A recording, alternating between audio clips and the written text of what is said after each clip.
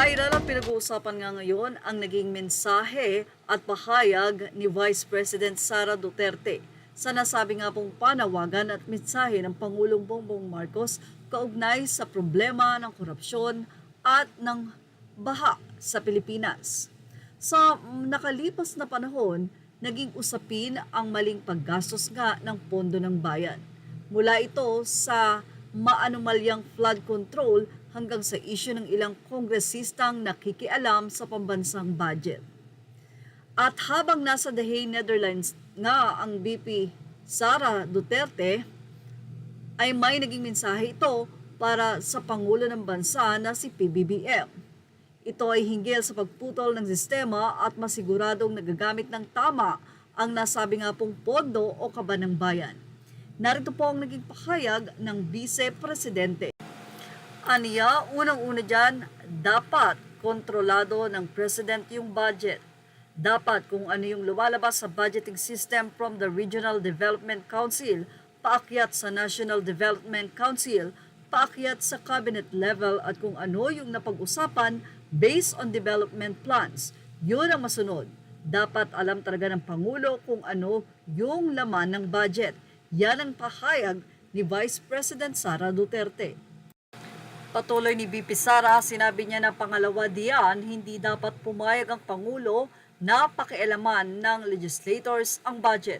Yun lang, yung dalawang bagay dyan. Dapat alam niya kung ano ang nangyayari. Pangalawa, hindi dapat siya pumapayag na pinakikialaman ng legislators ang budget ng gobyerno. Nagbigay pa nga ng example ang Vice Aniya. Sa Davao, for example, ang ginawa namin, nagsimula kami sa paggawa ng plano. So kumuha kami ng international experts. Gumawa kami ng IM for Davao, Infrastructure Modernization for Davao. Sa nakalatag doon, ano yung mga infrastructure projects na kailangan gawin ng Davao City. Isa doon is flood control drainage system.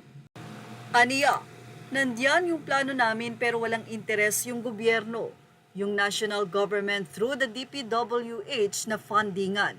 Nabigyan ng pondo yung mga projects at hindi ito bias ha kasi hindi naman kami ang gumawa nito eh. Kumuha kami ng consultants, international experts to help us make that plan based on their experience. Nagbigay din ng suporta ang Vice President na si Sara Duterte sa Pangulo.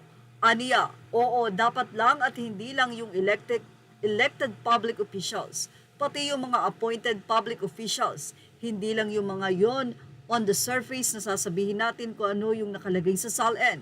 She said in an interview in The Hague, Netherlands on Wednesday, August 27.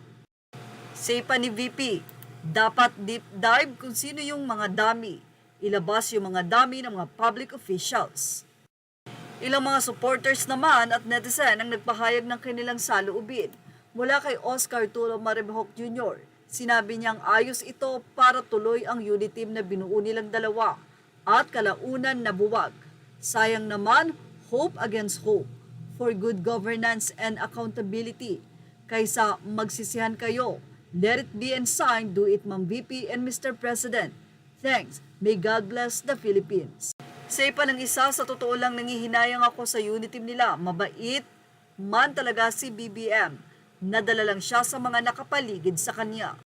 Marami ang nananalangin na maging maayos ang bansa, patnubayan ang unang Pangulo at ang pangalawang Pangulo ng bansang Pilipinas. Yan ang ating showbiz snap update. Images are all credit to the rightful owners. Thank you for watching Showbiz Snap.